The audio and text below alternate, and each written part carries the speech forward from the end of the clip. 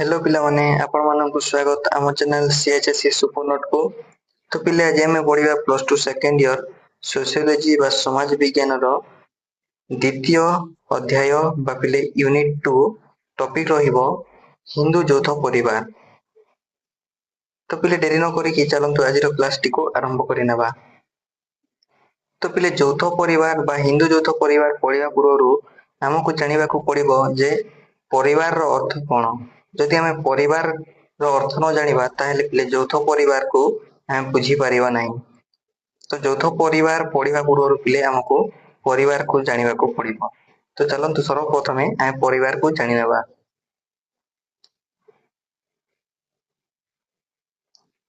पिले परिवार कोन ना परिवार हेउची एक सामाजिक गोष्ठी।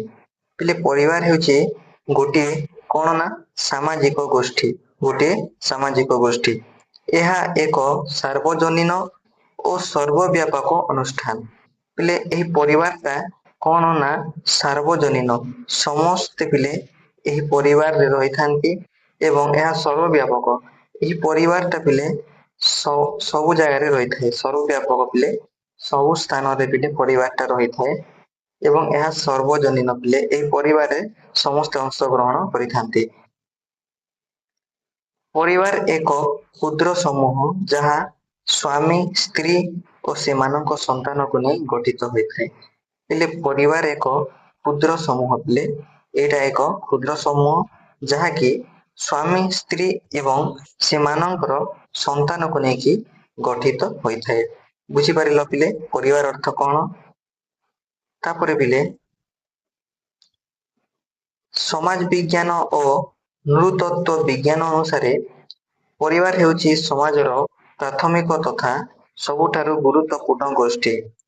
पिले समाज विज्ञान और नृतत्व विज्ञान कोन कहूची ना परिवार हेउची समाजर प्राथमिक तथा सबुठारु गुरुत्वपूर्ण गोष्ठी बोलिके परिवार को समाज विज्ञान और नृतत्व विज्ञान कहूची। यह रक्त संपर्क विवाह किंबा पोष्य संतान ग्रहण द्वारा गठित होइथाए। पिले एही परिवारटा कहा द्वारा गठित होइथाए ना रक्त संपर्क। पिले परिवारटा रक्त संपर्क द्वारा गठित होइथाए, विवाह द्वारा गठित होइथाए, तापरे पोष्य संतान ग्रहण द्वारा मध्ये पिले परिवारटा गठित होइथाए। यह के कहूची ना समाज विज्ञान और नृतत्व विज्ञान कहूची पिले। बुझी पारिल पिले। तापरे हमें जानिबा एही परिवार बा फैमिली शब्दर उत्पत्तिटा। परिवार शब्दर इंग्राजी शब्द हेउची फैमिली। बुझी पारिल। एटा तो आपण माने आगरो मध्ये जानिथिले। तो परिवार रो इंग्राजी शब्द कोन ना फैमिली। एही शब्दटी लैटिन शब्द फामुलस रु आसी अछि जहार अर्थ चाकर। पिले एही परिवार शब्दटी केउ शब्द रु आसी अछि ना पिले लैटिन शब्द रु। एटा मने रखिबे पिले परिवार शब्दटी लैटिन शब्द फामुलस रु आसी अछि।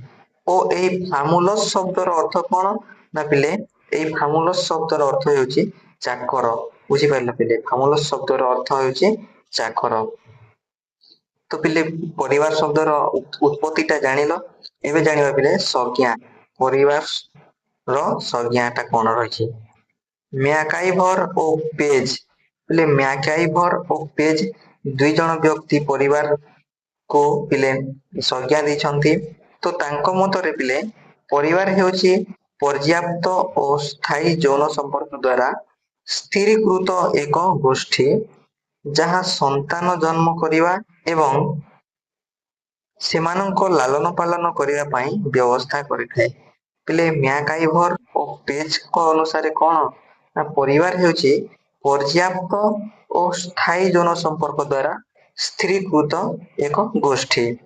तो एही स्थिरीकृत गोष्ठीटा कोन करिथाए ना संतान जन्म करिवा एवं सेमानकर लालन पालन करिवा पई व्यवस्था करिथाए। तो एटा थिला पिले मैकाइवर और पेज कर परिवार रो संज्ञा। तापरे हमें पढ़िबा जीपी मर्कड। जीपी मर्कड बोली पिले अन्य जड़े व्यक्ति से मध्य परिवार रो संज्ञा दैछंती। तो जीपी मर्कडଙ୍କ अनुसार पिले ପରିବାର ହେଉଛି ଏକ ସାମାଜିକ ଗୋଷ୍ଠୀ ଯାହାର ବୈଶିଷ୍ଟ୍ୟ ହେଉଛି ସାଧାରଣ ବାସସ୍ଥାନ, ଆର୍ଥିକ ସହଯୋଗ ଓ ବଂଶବୃଦ୍ଧି। ହେଲେ ଜିପି ମର୍କଲ କଣ କହିଛନ୍ତି ନା ସେ କହିଛନ୍ତି ଯେ ପରିବାର ହେଉଛି ଏକ ସାମାଜିକ ଗୋଷ୍ଠୀ। ପରିବାରକୁ ପିଲେ ସେ ଗୋଟିଏ ସାମାଜିକ ଗୋଷ୍ଠୀ ବୋଲି କହିଛନ୍ତି ଏବଂ ଯାହାର ବୈଶିଷ୍ଟ୍ୟ ହେଉଛି ସାଧାରଣ ବାସସ୍ଥାନ, ଆର୍ଥିକ ସହଯୋଗ ଓ ବଂଶବୃଦ୍ଧି।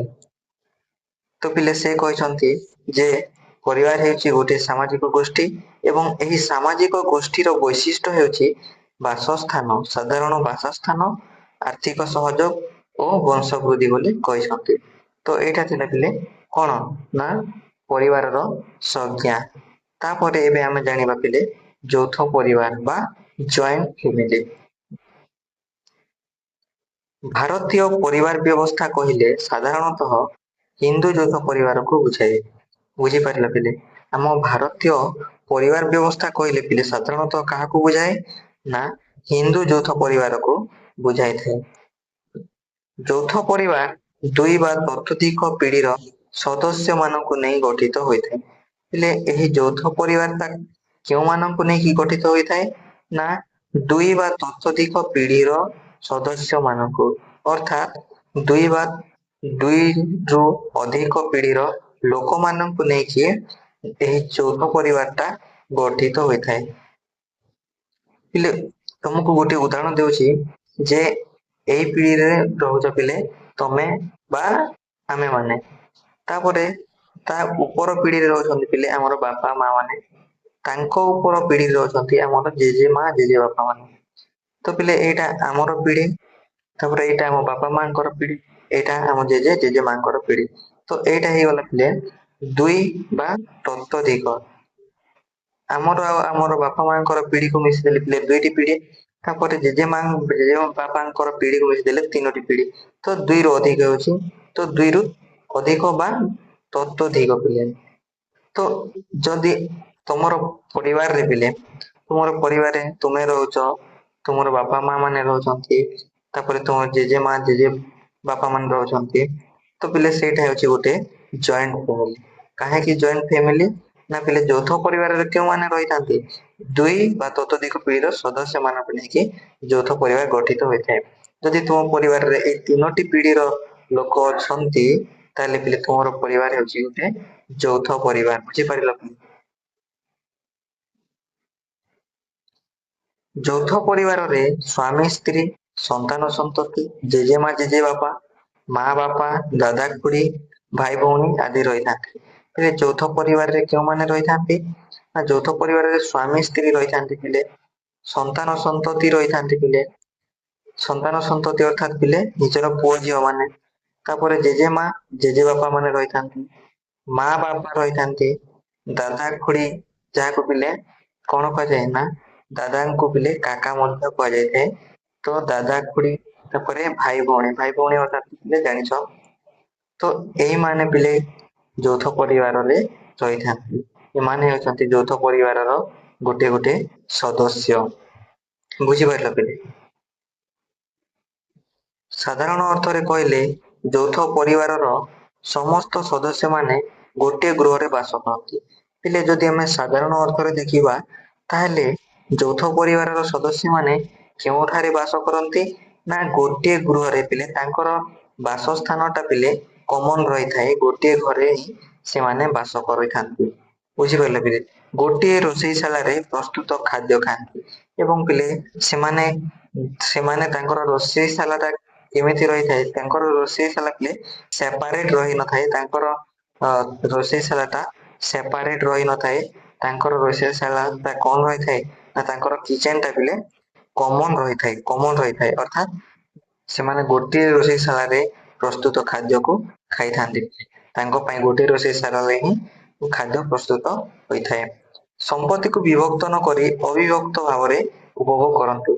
ହେଲେ ଯୌଥ ପରିବାରର ସଦସ୍ୟମାନେ ସମ୍ପତ୍ତିକୁ କେମିତି ଉପଭୋଗ କରନ୍ତି ନା ସେମାନଙ୍କ ମଧ୍ୟରେ ଭାଗ ଭାଗ ନ କରିକି ବା ବିଭକ୍ତ ନ କରିକି ପିଲେ ସେମାନେ ସମ୍ପତ୍ତିକୁ ଅବିଭକ୍ତ ଭାବରେ ପିଲେ ଉପଭୋଗ କରିଥାନ୍ତି। ଯଦି ଗୋଟିଏ ପରିବାରରେ ପିଲେ ତିନି ଭାଇ ଅଛନ୍ତି ତାହେଲେ ପିଲେ ତାଙ୍କର ବିବାହ ହୋଇଥିଲେ ମଧ୍ୟ ସେମାନେ ତାଙ୍କର ପିତୃ ବା ପୈତୃକ ସମ୍ପତ୍ତିକୁ ବିଭକ୍ତ ନ କରିକି ପିଲେ ବିଭାଜନ ନ କରିକି ସେମାନେ କଣ କରିଥାନ୍ତି ନା ଅବିଭକ୍ତ ଭାବରେ ପିଲେ ସେମାନେ ପୈତୃକ ସମ୍ପତ୍ତିକୁ ଉପଭୋଗ କରିଥାନ୍ତି। ଯେତେବେଳେ ସେମାନେ ପୈତୃକ ସମ୍ପତ୍ତିକୁ ବିଭକ୍ତ ନ କରିକି ଅବିଭକ୍ତ ଭାବରେ ଉପଭୋଗ କରିବେ ନା ଯେତେବେଳେ ସେମାନେ ଜଏଣ୍ଟ ଫ୍ୟାମିଲି ବା ଯୌଥ ପରିବାରରେ ବାସ କରିବେ ସେମାନେ ଯଦି ଏକାଠି ବାସ କରିବେ ସେତେବେଳେ ପିଲେ ତାଙ୍କର ପୈତୃକ ସମ୍ପତ୍ତିକୁ କଣ କରିବେ ନା ବିଭକ୍ତ ନ କରିକି ଅବିଭକ୍ତ ଭାବରେ ଉପଭୋଗ କରିବେ। ତାପରେ ପିଲେ ଆମେ ଜାଣିବା ଯୌଥ ପରିବାରର ସଂଜ୍ଞା। ଇରାବତୀ କର୍ଭେ ପିଲେ ଇରାବତୀ କର୍ଭେ ବୋଲି ଜଣେ ମହିଳା ତ ସେ ଯୌଥ ପରିବାରର ସଂଜ୍ଞା ଦେଇଛନ୍ତି ପିଲେ। ତ ଇରାବତୀ କର୍ଭେଙ୍କ ମତରେ ପିଲେ ଯୌଥ ପରିବାର ହେଉଛି ଏପରି ଏକ ପରିବାର ଯେଉଁଠାରେ ସାଧାରଣତଃ ଏକାଧିକ ପିଢ଼ିର ସଦସ୍ୟମାନେ ଏକାଠି ବସବାସ କରନ୍ତି।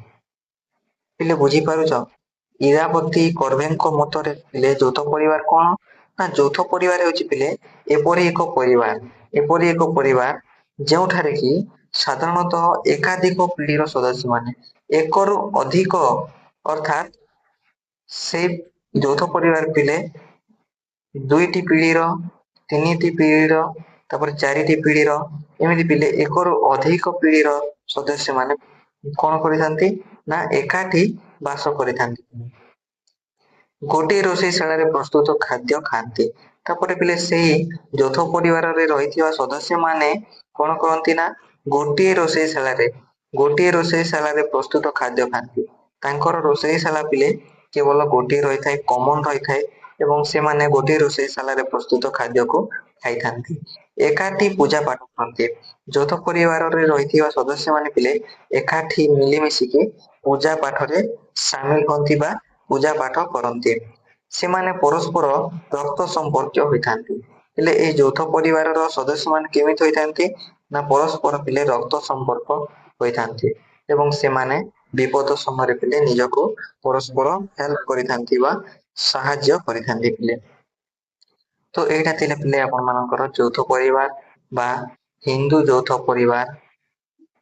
ତ ନେକ୍ସଟ କ୍ଲାସରେ ଆମେ ପଢିବା ପିଲେ ଯୌଥ ପରିବାରର ଲକ୍ଷଣ।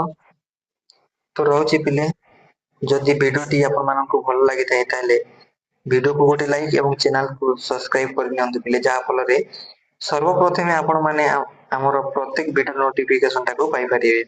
ତ ରହୁଛି ଜୟ ଜଗନ୍ନାଥ ବନ୍ଦେ ଉତ୍କଳ ଜନନୀ।